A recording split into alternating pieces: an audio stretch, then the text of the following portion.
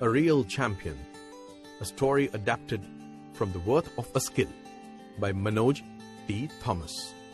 Lawrence allowed the waves to lift him up and carry him towards the shore.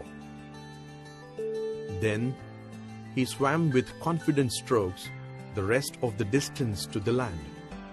As the sea breeze dried the water off his body, he ran home anxiously.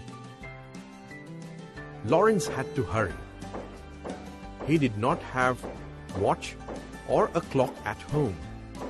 He knew there was not much time left for the swimming competition to begin. The competition did not worry him, as he had been swimming all his life. But he had to reach the stadium in about half an hour. If he went home now, he would be able to reach there just in time. Lawrence had never been to school. Even though he was 13, he knew that winning the competition would be the biggest break in his life. If he got the chance to represent his district in swimming, that could be a way out of his present situation. He would have a chance to attend special sports schools run by the government and perhaps earn a scholarship. And maybe later, he could even hope for a government job. Everything depended on his winning the swimming championship today. He reached home, wiped himself with a towel, dressed, and started out for the stadium.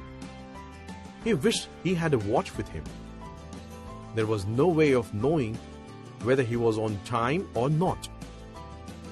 He should have left earlier for the stadium, but he loved the sea so much that he had lost track of time.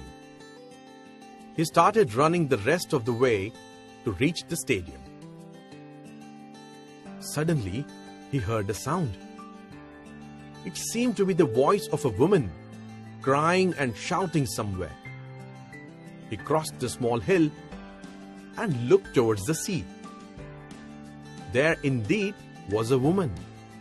The moment she saw him, she began shouting and waving her hands frantically.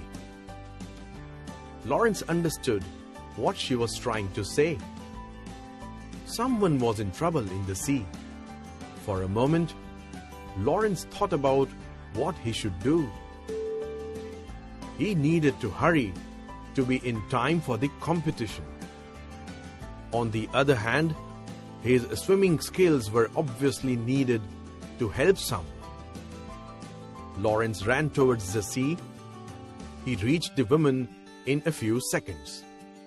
The woman pointed towards the open sea and cried, "My son!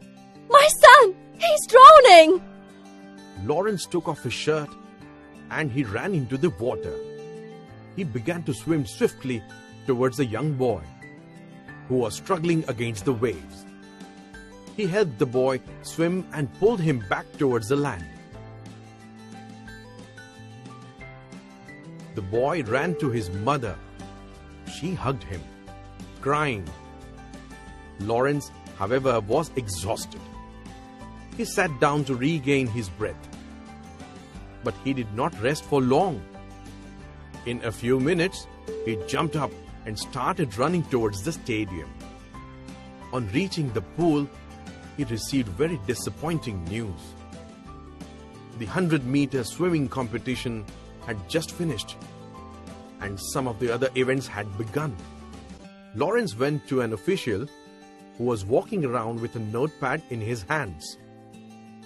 "I wish to participate in the 100-meter swim, sir." "Then you are 1 year too early. This year's race just got over." "Would you please give me a chance, sir?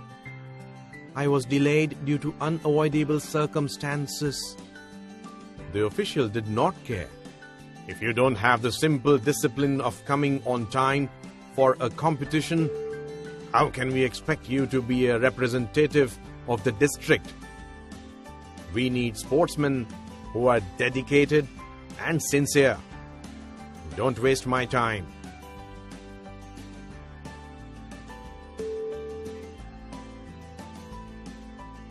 Lawrence walked back home, dejected.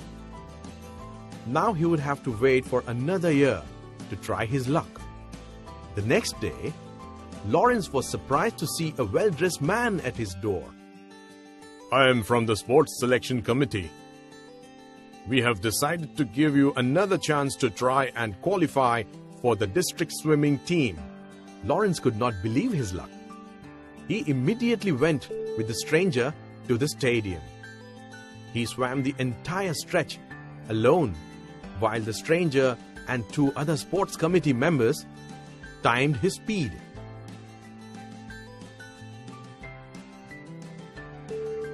You swam much faster than all the other competitors. They all looked pleased. We heard about your brave deed yesterday, Lawrence. The woman whose son you saved was having lunch at the same hotel as us. She told everyone how you helped him. We realized from her description that it was you.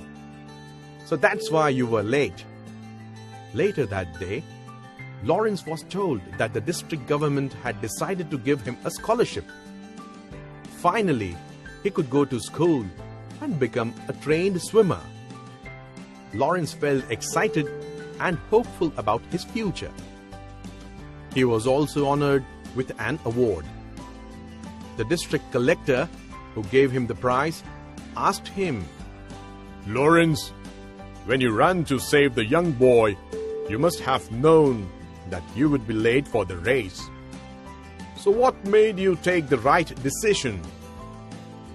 It was not difficult, sir. I realized that if I could not swim to save the life of a young boy, my reputation as the fastest swimmer in the district would be meaningless.